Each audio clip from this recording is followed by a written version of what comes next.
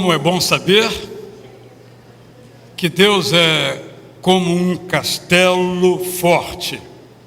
Como vimos agora nessa introdução musical, que nos mostra bem ricamente a diversidade da música reformada, no sentido da palavra que vamos também explicar um pouquinho a todos os irmãos.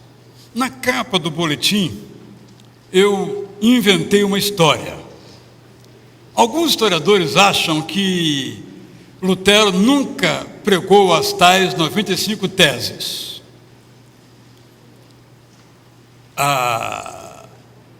Eu acho pouco provável que isso não tenha ocorrido, porque era algo muito comum. Era como um convite à discussão, como um aviso de um centro acadêmico. Era algo muito comum. E a partir então desse fato que se tornou conhecido no mundo inteiro, eu então imaginei essa história totalmente ficcional, buscando evidentemente considerar os elementos históricos, para registrar um pouquinho desta percepção que trouxe para o cristianismo uma outra perspectiva. Evidentemente, quando nós estudamos a história e comparamos com os dias de hoje, nós devemos ser muito cuidadosos, porque os contextos mudam. A história é dinâmica. E às vezes erramos quando pegamos algo do presente e fazemos uma transposição para o passado. Então, por exemplo, condenamos o passado. Só que o passado, naquela época, tinha aquelas concepções. Por exemplo, o dia era marcado pelo relógio da igreja, o campanário. Quem aqui já morou no interior ainda percebe um pouquinho. Então, ninguém tinha relógio. O relógio era o sino da igreja. Hora de acordar, hora de almoçar, e a hora da oração das 18 horas. O dia era regulado por esses elementos. Então é um mundo completamente diferente do nosso, que não marcava o tempo em segundos como a gente. Isso era sem importância. Só para mostrar então essas diferenças que os mundos tiveram, não é? Mesmo a ideia de país. Havia países.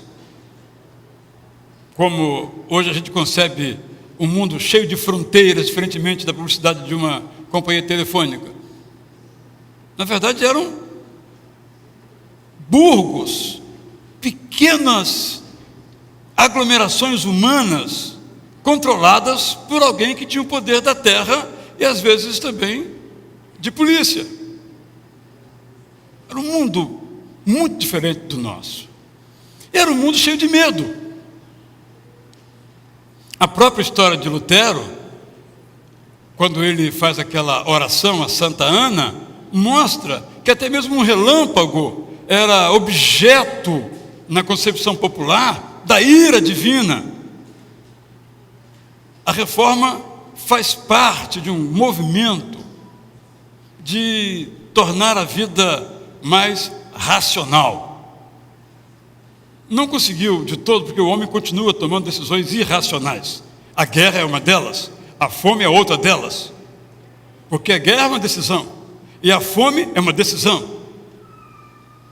Porque se as sociedades gastassem não dinheiro com armas, mas em pesquisa de alimentos, transporte de alimentos, distribuição de alimentos, o homem todo seria obeso, tanto que comeria, porque recursos naturais existem. Só que a ganância é maior, por exemplo, né? Então, estamos nesta caminhada. E ao então planejarmos esses cultos, nosso objetivo, nosso intuito é perceber que a reforma se tornou algo plural, com aspectos positivos e negativos. O negativo é a falta de unidade. O negativo é ver no diferente, por exemplo, com uma roupa que eu não sei como é que chama, toga, né? Eu também estou para acompanhá-lo, como se isso lhe fizesse inferior ou superior. Só é diferente. Mas nós somos assim, nós classificamos as pessoas. Então, presbiteriano, metodista, luterano. E talvez eles façam o mesmo, os batistas, os assembleianos. Assim que nós somos. Então, um dos propósitos desses 4 cultos, então, é mostrar que, embora tenhamos diferenças, elas talvez não representem 1%. Ou seja, 99%, talvez mais, de nossa maneira de ler a Bíblia e de crer, são iguais. Os conceitos são os mesmos. Todos cremos, sejamos das 4 tradições aqui hoje reunidas,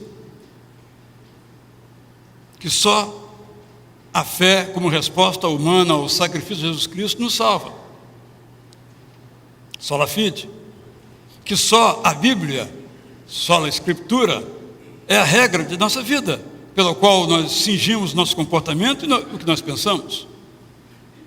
Todos nós cremos que não há mediador entre Deus e homem, a não ser Jesus Cristo, solos Cristos. Temos diferenças, por exemplo, na maneira como celebramos a ceia, que cada maneira foi se organizando, se cristalizando dentro da sua tradição, do seu modo de fazer, e se tornou daquele modo. Isso se aplica aos próprios batistas. Tem igreja batista que não tem boletim de culto, nós temos. Não tem ordem impressa de culto, nós temos. Por exemplo, só para ilustrar algumas diferenças. Vamos celebrar hoje então a unidade, na diversidade, se houver essa diversidade. Vamos dar graças a Deus, porque levantou um homem como Lutero, daqui a pouco veremos também de Calvino, e tantos outros que nos trouxeram de volta a excelência e a centralidade da palavra de Deus. Estamos aqui então nesta manhã para celebrar. Conosco está o pastor Edson Fernando de Almeida. Ele é presbiteriano e é o pastor da Igreja Cristã Reformada de Ipanema. É uma pessoa com um amor pelas pessoas muito grande, seus livros são nessa direção, um amor ao Deus dessas pessoas, à palavra de Deus que nos manda amar essas pessoas. Os irmãos vão conhecer um pouquinho dele hoje, nesta manhã. E como parte então deste culto, nós teremos a celebração da ceia, que não será celebrada na parte formal da maneira como nós costumamos fazer. Então, os diáconos não irão aos irmãos. Os irmãos virão aos diáconos. Eles estarão aqui, colocados nessas posições. O irmão vai se levantar e vai tomar então o pão e o cálice, vai tomá-lo imediatamente. Depois vai se assentar, vai levar o seu cálice e colocar atrás aí, ou melhor, na sua frente aí nos bancos. Mais à frente eu oriento outra vez, eu estou só colocando essa diferença, as demais são distintas. A ordem do culto, os irmãos podem ver também, na página própria da ordem do culto, a página 6 do nosso boletim, nós temos aí como será então a sequência, a ordem dos cultos. Depois, às 11 horas, eu sei que alguns vão estar nos 4 cultos, eu vou instruir com relação então ao culto metodista. A ordem está a mesma, mas teremos diferenças que vamos verificar na hora, conforme a experiência que vamos captar do pastor Ronan Boixá, da Igreja Metodista do Jardim Botânico. Com isso, então, eu saúdo a todos os irmãos e pergunto se há entre nós alguém que completou nessa semana aniversário de nascimento, casamento, batismo ou outra data significativa na sua vida. Alguém nessa condição de aniversariante, por obséquio, vem aqui. Vamos dar graças a Deus pela sua vida.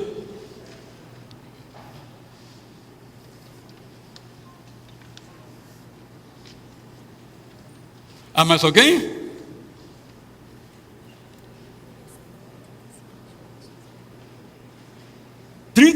anos de batismo. Como vocês sabem, pastor Edson, batismo também batiza criança. Só a única explicação que temos é essa. Já batizou, né? Foi por imersão? Imersão. Ela tinha 10, não é para falar isso. Ela falou que tinha 10 anos. 10 mais 35, isso dá... Bom, não me lembro bem direitinho. Irmã Eli Matos está aqui, aniversário de nascimento. 87. 86? Eu não acredito. Está com certidão aí? Vocês acreditam que tem 86 anos? Vocês acreditam? Quem acredita? Ninguém acredita. Parabéns, parabéns. O marido dela acredita, então tá suficiente.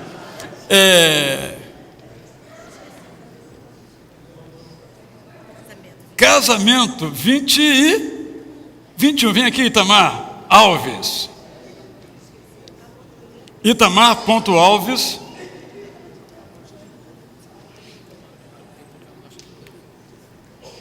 Fica aí, rapaz, com a sua esposa, pelo menos hoje. Marco, aniversário de nascimento. Então temos aqui, não é? Kátia, Itamar, Marco, e os que eu já mencionei antes, nos alegramos muito. Alguém pela primeira vez no nosso culto? Se houver, peço favor para ficar em pé. Se é a primeira vez que você vem cultuar conosco, alguém nessa condição? Muito. Temos algumas pessoas. Só se assente depois que ganhar um abraço, hein? Apertinho de mão não aceite. Não negocie o abraço. Inegociável. Assim. O ano que vem vamos fazer outra campanha, um abraço mais forte. Isso. Tem uns abraços meio, né? Meio ouriçantes. Vamos ficar em pé. Nosso irmão Diácono Rodrigo vai orar nesse instante, então. Pastor Edson, pega para mim ali o microfone, por favor. Obrigado. Vai orar nesse instante, então, dando graças a Deus por esses irmãos aqui. Graças a Deus, então, pela reforma, por estarmos todos reunidos nesta hora. Oremos, então.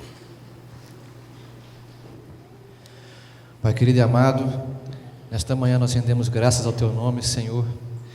Te agradecemos pela oportunidade que temos de estar em Tua casa, podermos Te cultuar, podemos louvá-lo e adorá-lo da maneira como Tu mereces, Senhor.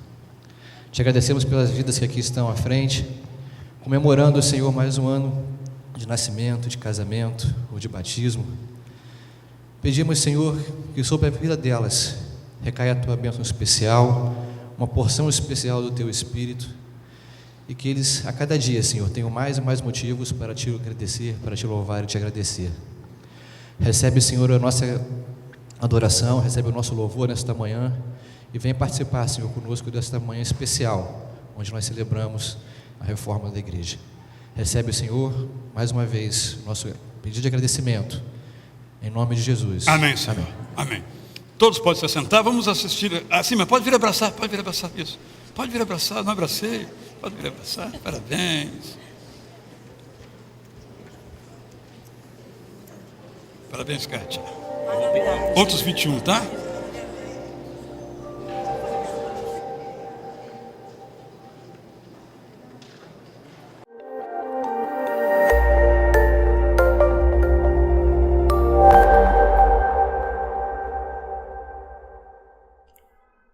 Olá, o Em Dia está no ar. Vamos conferir agora as atividades dessa semana? O reforço escolar ainda precisa de voluntários para o ensino de matemática, ciências e alfabetização. Para ajudar, entre em contato com a irmã Valéria Barreto. Para você do Pedras Vivas que ainda não se inscreveu para o Seminário Evangelístico no Palavra da Vida, ainda dá tempo de participar. O evento vai acontecer do dia 20 ao dia 23 deste mês em Atibaia, São Paulo. Não deixe de participar, restam ainda poucas vagas. Para mais informações, fale com a Margarete ou a Rita Souza na recepção da igreja. As Mulheres Cristãs em Ação recebem na próxima quinta-feira, dia 23, às 15 horas, o médico Dr. Renato Henrique Cícia. Ele será homenageado pelo Dia do Médico, que ocorre em outubro, e falará sobre a saúde no Brasil. Convide pessoas e não deixe de comparecer. Após cada reunião da MCA, o coro Otília Galvão ensaia. Todo domingo acontece 3 classes diferentes de EBD dos jovens. Uma às 9 horas e outras 2 às 11 horas, sendo que uma é em inglês. O estudo atual é baseado na carta de Tiago.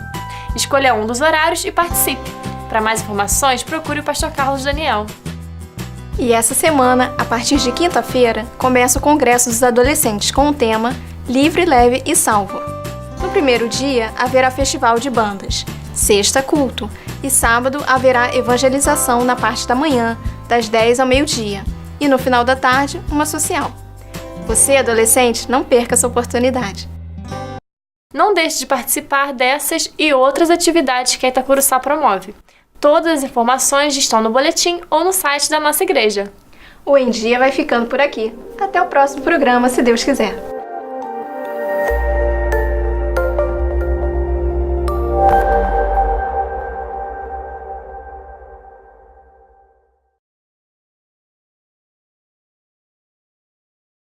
Como os irmãos e irmãs sabem, membros da igreja, nós estamos no processo eleitoral, em 2 processos, né? O processo do país. Se você não sabe quem votar, eu vou dizer agora em quem você deve votar. Estão prontos? Anota o número que eu vou dizer para vocês. Escolha bem. E vote bem. É a única sugestão que eu tenho. E a outra é em nossa igreja, para a eleição da diretoria, que vai dirigir a igreja no biênio 2015-2017. Então, na assembleia passada, domingo passado, já escolhemos esta comissão, e um representante dela, irmão Paulo Barros, vai agora então dar à igreja uma orientação sobre esta participação.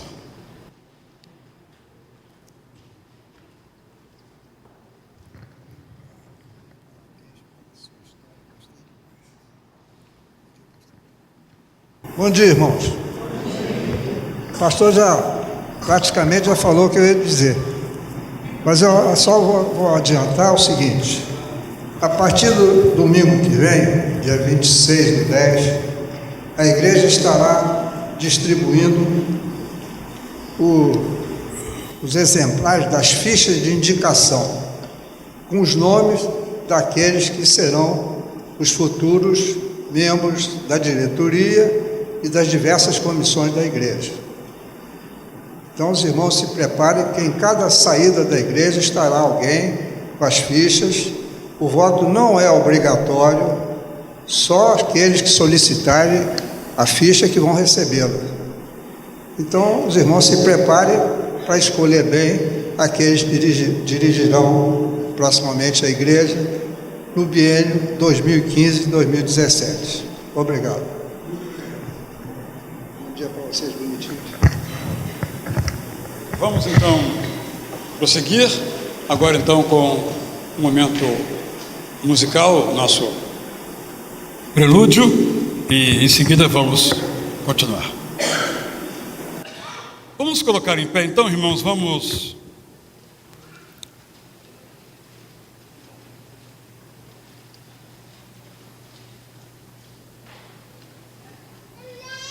ler o texto de João Calvino. Em seguida vamos ouvir o trio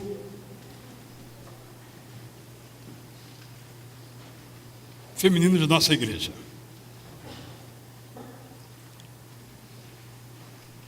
Em toda a arquitetura do seu universo, Deus nos imprimiu uma clara evidência de sua eterna sabedoria, munificência e poder. E embora em sua própria natureza nos é ele invisível, em certa medida se faz visível em suas obras. O mundo, portanto, é, com razão, chamado o espelho da divindade. Não porque nele haja suficiente clareza para que os homens alcancem o perfeito de Deus. Só que o contemplamos do mundo, mas porque ele se faz conhecer aos incrédulos de tal maneira que tira deles qualquer chance de justificarem a sua ignorância.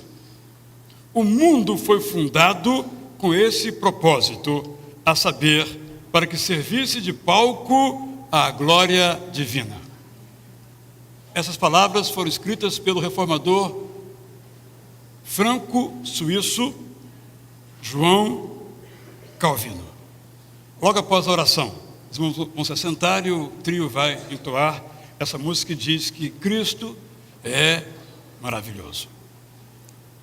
Nesta hora, ó Deus, quando mais uma vez nos dás a oportunidade de livremente, todos nós aqui, celebrar o teu grande amor para conosco, queremos afirmar e reafirmar a tua perfeição.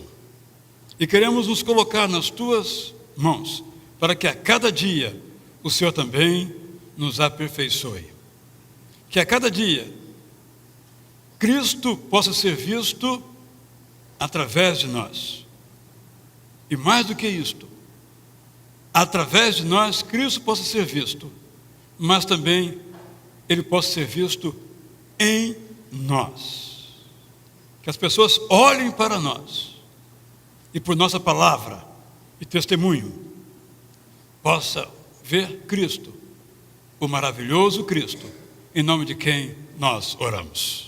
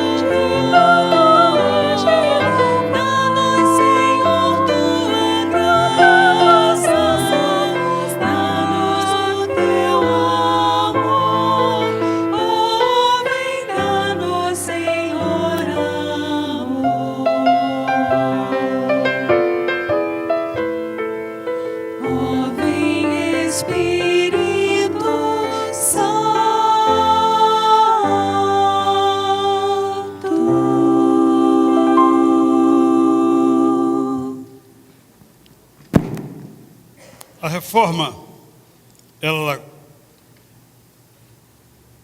foi surgindo em vários novos estados que se formavam na Europa. E um dos seus berços foi a França. França, que é hoje um campo missionário. França, que é um país para o qual hoje se enviam brasileiros para a pregação. Estamos enviando proximamente nossa irmã Ana Regina Vanderlei como missionária na França. E eu pedi a ela para nos falar um pouquinho sobre a reforma na França. Então, Ana, por favor, nos ofereça aí algumas informações sobre como as coisas aconteceram no país para onde você vai. Bom dia, queridos. Dura tarefa, diante do meu professor aí, presbiteriano, né? Mas é um prazer enorme estar falando aqui para os irmãos.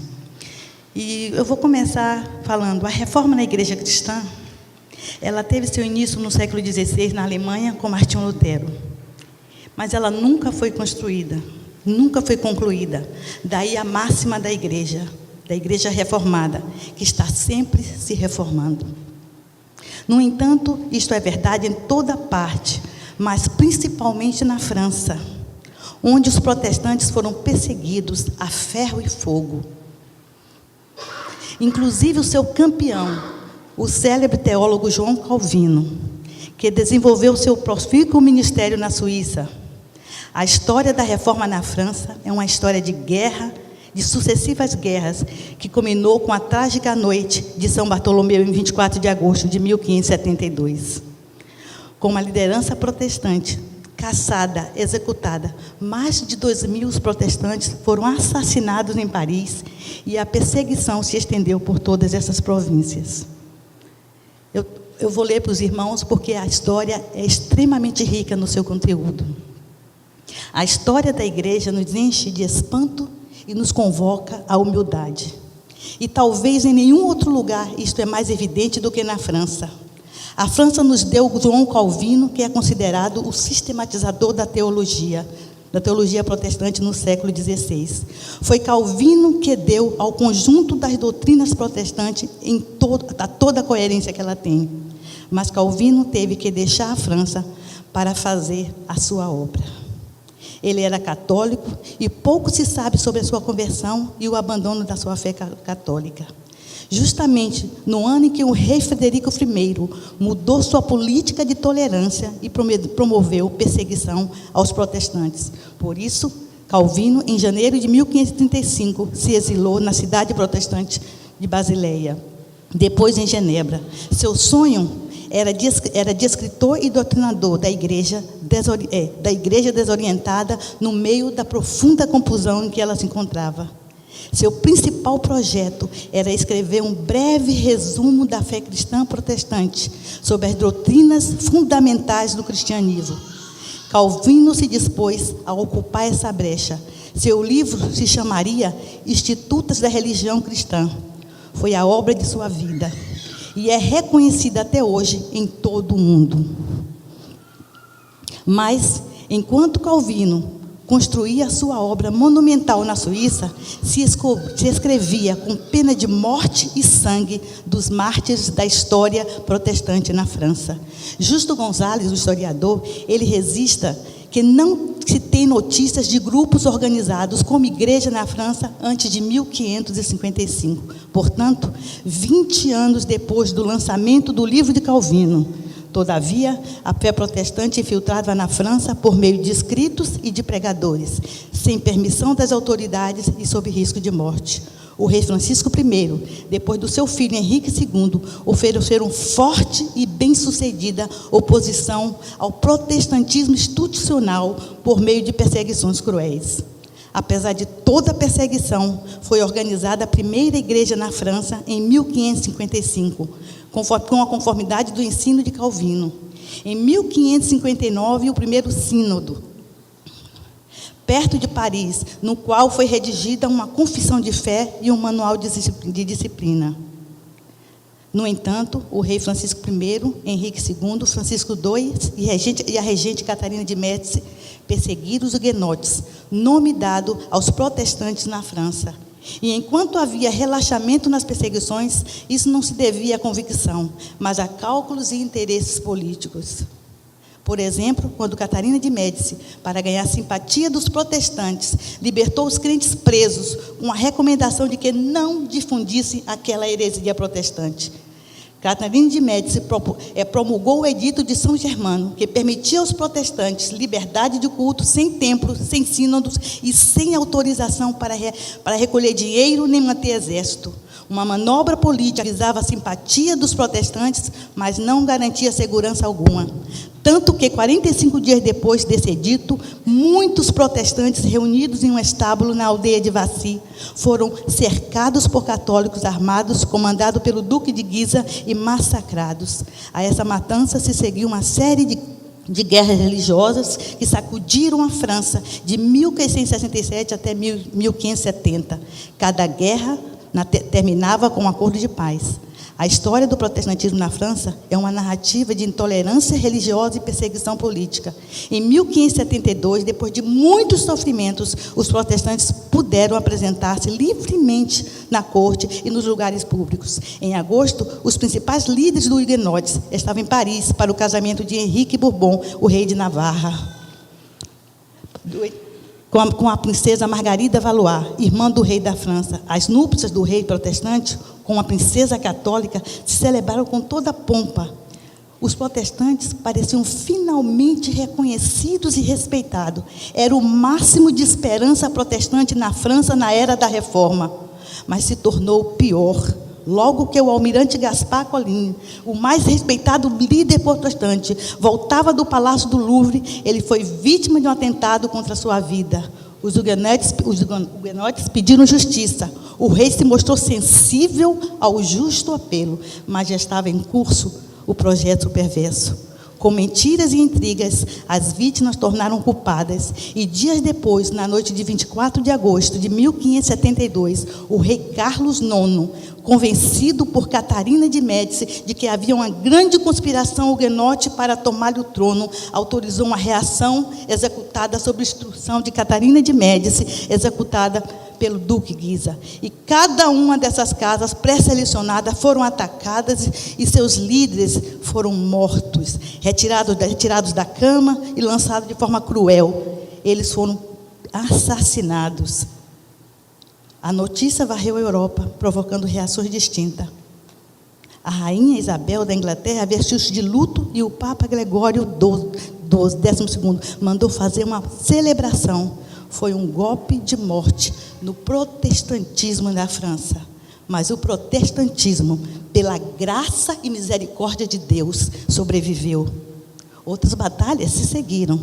Até que 13 de abril de 1598, o rei Henrique IV promulgou o Edito de Nantes, que concedeu liberdade de culto aos protestantes em todos os lugares onde havia igreja até o ano anterior, exceto em Paris. Parece-nos pouco, na época era muito, tanto que Henrique IV pagou com a vida. Em 1610, ele foi assassinado por um fanático que acreditava que o protestantismo não passava de uma heresia, que eles eram os hereges. Um pastor amigo congregacional me falou, para concluir: minha irmã, a obra acabada de Calvino abrange 3 R's: ruína, regeneração e redenção. Isso quase todo crente sabe, mas no país onde Calvino nasceu, o primeiro R de ruína é visível tanto na sangrenta Revolução Francesa do século XVIII, como na devastação causada pelos alemães na Segunda Guerra Mundial, no século XX. No entanto, poucos parecem ver a ruína espiritual desse país. A rica e sofisticada França tem sido, nos últimos 500 anos, o país mais pobre da Europa, moral e espiritualmente. Ali, a reforma nunca se completou. Ainda estamos por ver, na vida pública dos franceses, uma igreja que encarne a verdade da regeneração e redenção. Para essa obra, irmã, ele falando comigo, para esta obra, quem é idôneo? Quem pode? Você seria uma louca se não se sentisse totalmente inadequada. Mas seria mais louca ainda se não soubesse que a obra de Deus depende sempre do próprio Deus e que Ele usa as coisas loucas deste mundo para confundir as sábias. Ele usa o que não é nada para confundir as que são. Que Deus nos ajude e que nós continuemos aprendendo com essa reforma que continua. Obrigada, irmãos. Muito obrigado.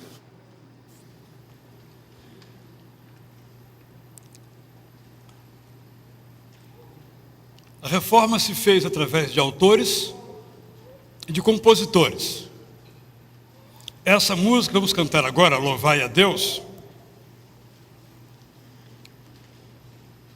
é de um autor chamado Joachim Neander.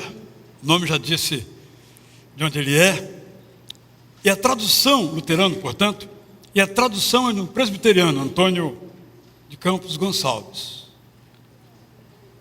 A Bíblia que vocês usam, que nós usamos, que está com o pastor Edson, inclusive, que prefere esta, eu quero esta, chamada Revista e autorizada no Brasil, o texto final dela é desse homem, Antônio Gonçalves. Ele que, durante 40 anos, foi o guardião desta versão. Portanto, estamos falando aqui de uma herança bastante grande. Ele que traduziu e adaptou esse Louvai a Deus que vamos em pé agora entoar.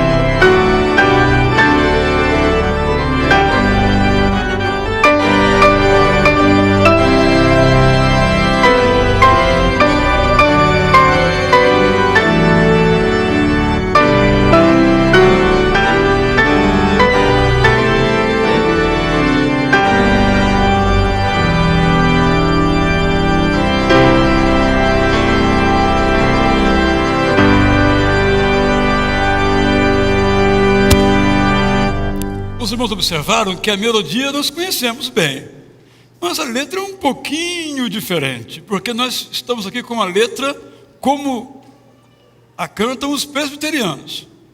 Nós, batistas, já pegamos essa letra e fizemos uma aperfeiçoada.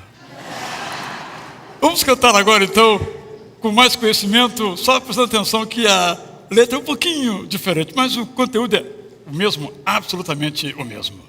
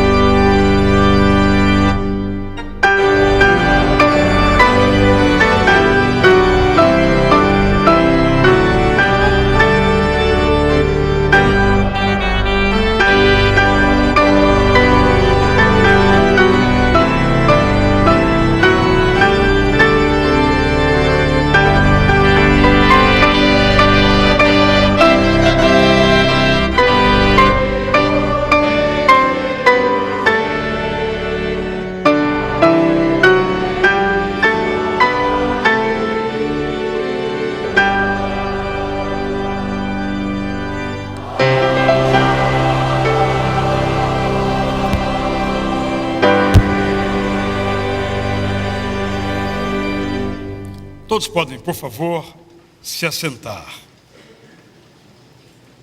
Segundo a tradição reformada, portanto, o culto começa com um instante de adoração. Mas faz parte integrante o momento da confissão. Quando você, quando eu, quando nós então, reconhecendo que estamos na presença de um Deus santo, nos recordamos de como é a nossa vida e nos colocamos então diante de Deus, buscando o perdão dele. A Bíblia diz: se nós confessarmos os nossos pecados, Jesus Cristo é fiel e justo para perdoar os nossos pecados e nos purificar de toda injustiça.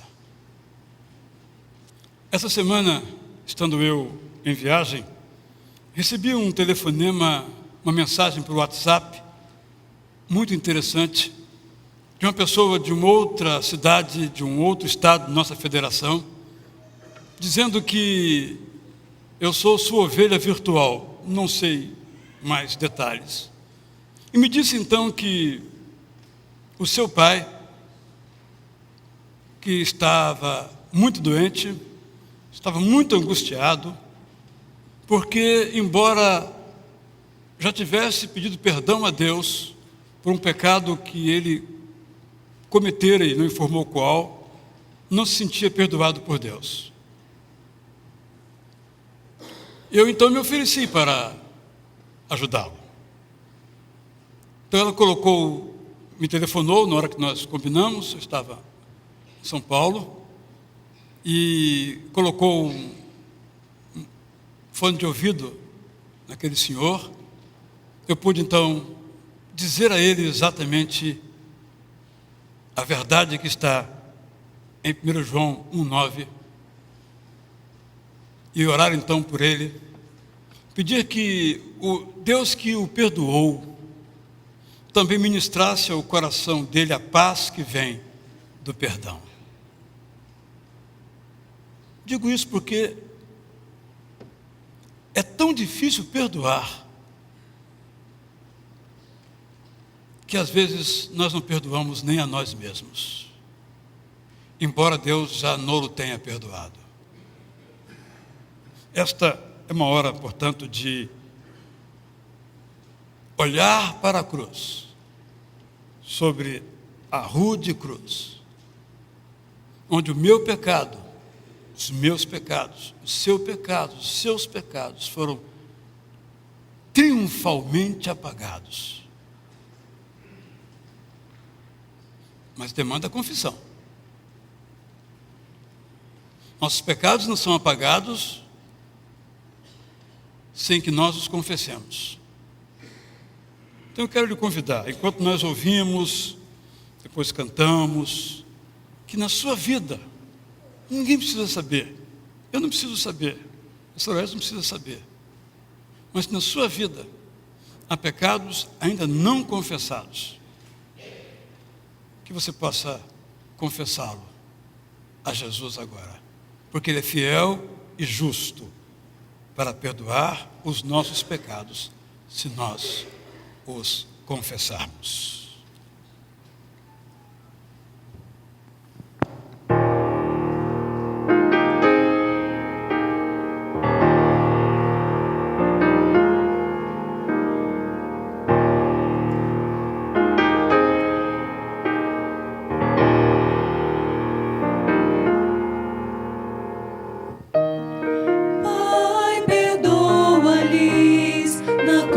Falaste assim, ainda hoje eu sinto a culpa. O que fizeste, eu sei que foi por mim. Cumpriste a tua missão do início ao fim, mas como é que pode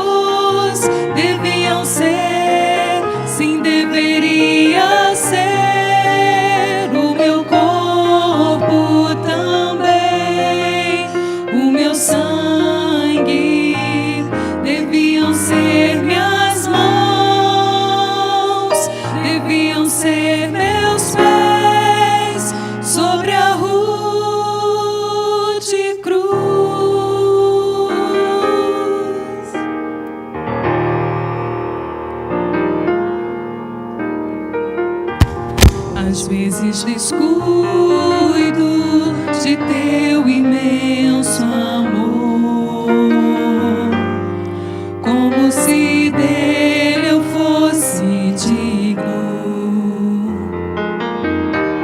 Nem sempre eu lembro que é tudo teu favor e que não sou merecedor. Então eu acordo para a verdade e a ti me achego com humildade. Deviam ser minhas mãos com os cravos, deviam ser meus pés com os cravos, deviam ser, sim, deveria ser o meu corpo também, o meu sangue, deviam ser minhas mãos, deviam ser meus pés. Deviam ser minhas mãos com os cravos, deviam ser meus pés com os cravos, deviam ser, sim, deveria ser o meu corpo também, o meu sangue, sim, deveria ser eu, sim, deveria ser eu, as minhas próprias mãos e os meus próprios pés, sim, deveria ser eu, sim, deveria ser eu, sobre a rude cruz.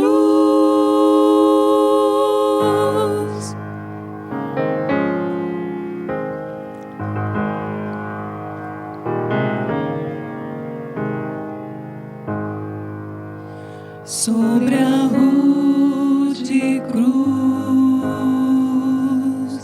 sobre a rude cruz.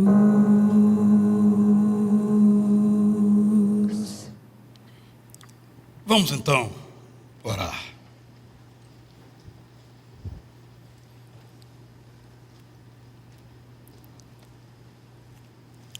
Senhor, nos colocamos diante do Senhor com a certeza da nossa indignidade, mas com a certeza da tua santidade, com a certeza do nosso pecado e com a certeza do teu perdão. Aqui estamos, Senhor, diante de ti.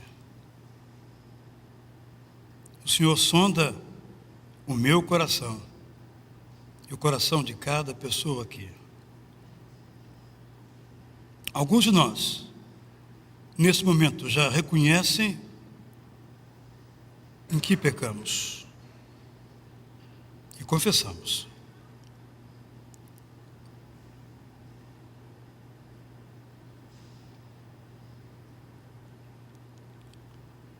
Pode ser, Senhor, que embora tenhamos pecado, alguns de nós ainda não tomamos consciência do nosso pecado.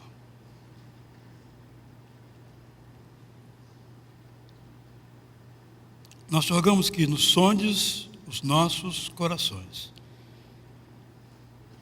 E vendo tu que há algum caminho mau em nós, do qual devemos nos desviar,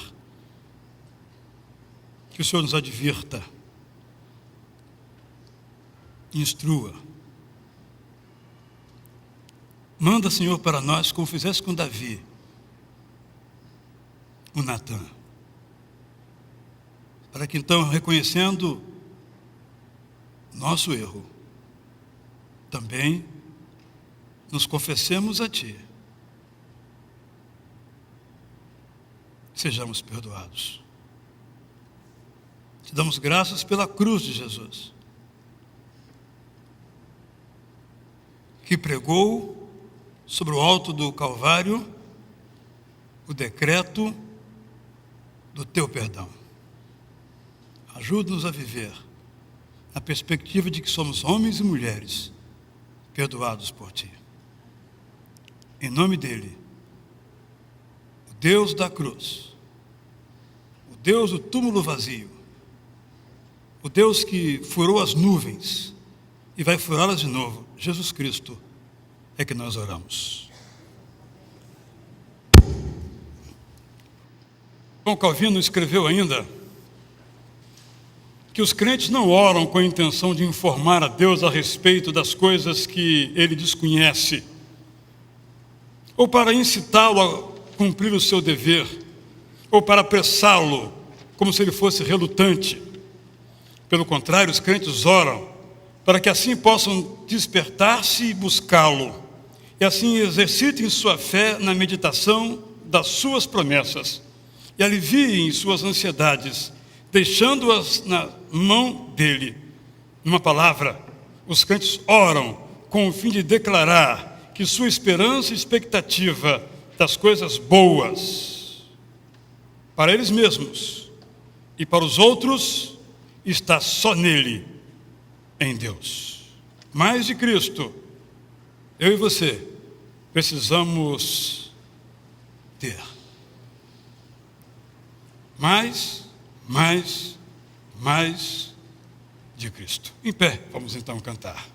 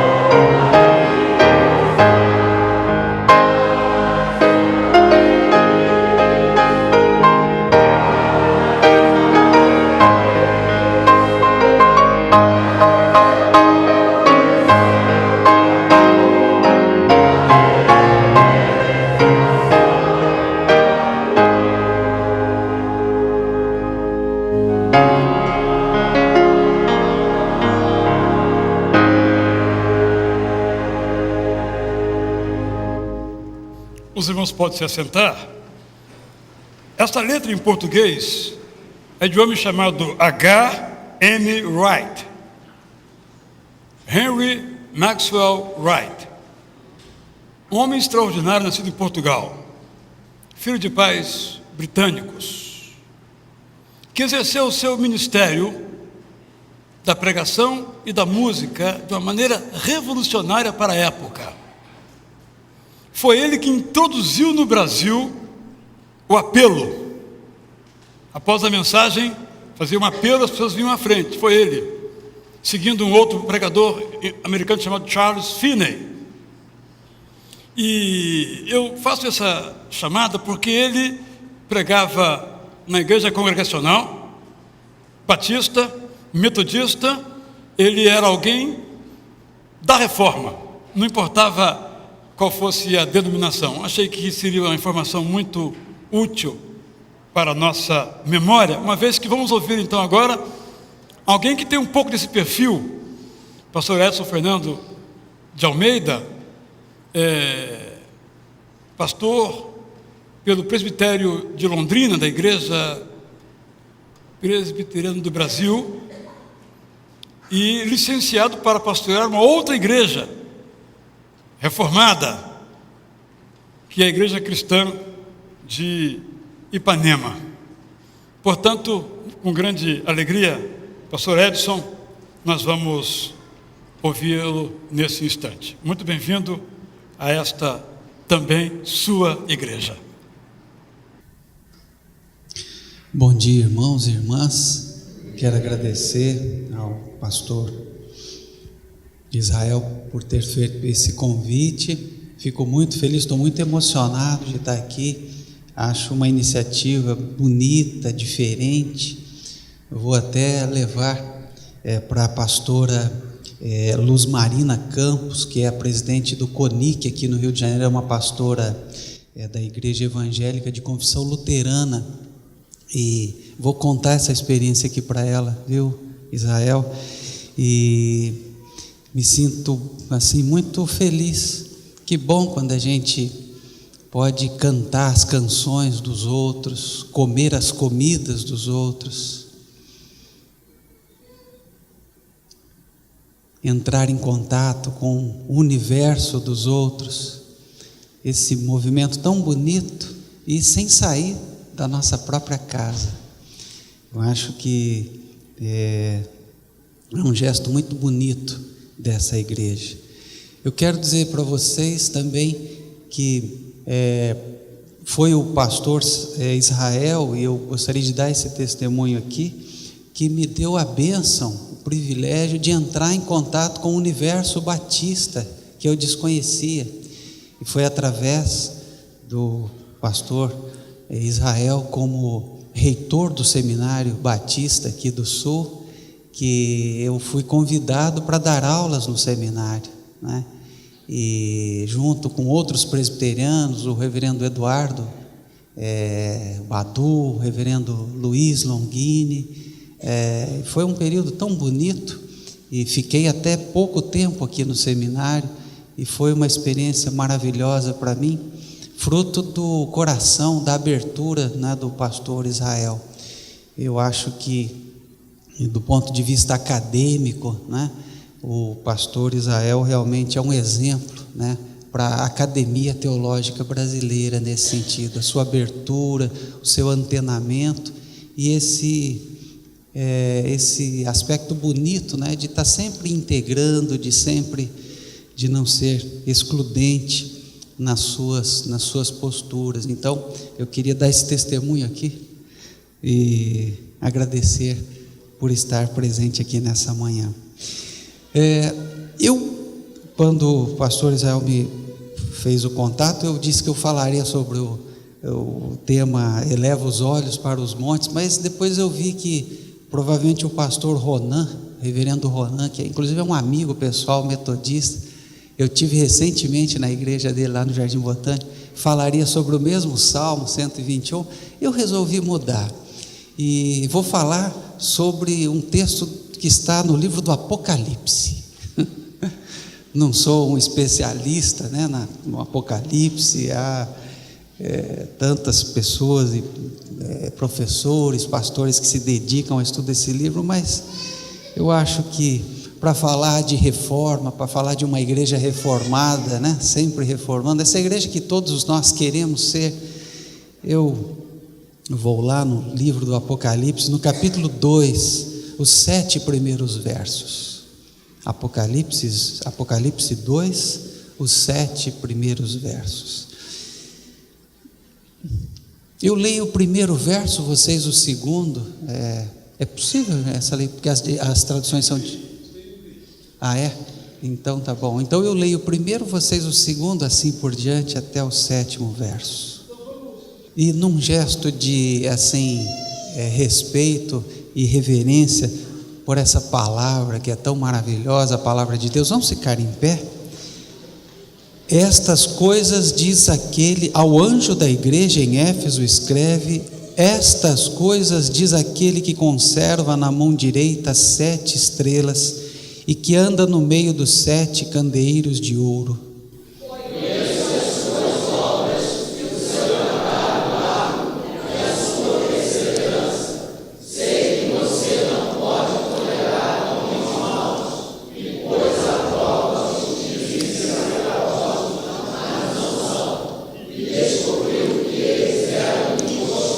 e tens perseverança, e suportaste provas por causa do meu nome, e não te deixaste esmorecer. Contra você, porém, tenho isto: você abandonou o seu primeiro amor. Lembra-te, pois, de onde caíste, arrepende-te e volta à prática das primeiras obras. E se não, venho a ti e moverei do seu lugar o teu candeeiro, caso não te arrependas. Mas há uma coisa a seu favor: você odeia as práticas dos ignorantes, como eu também as odeio. Quem tem ouvidos, ouça o que o Espírito diz às igrejas. Ao vencedor, dar-lhe-ei que se alimente da árvore da vida, que se encontra no paraíso de Deus. Amém. Podem sentar.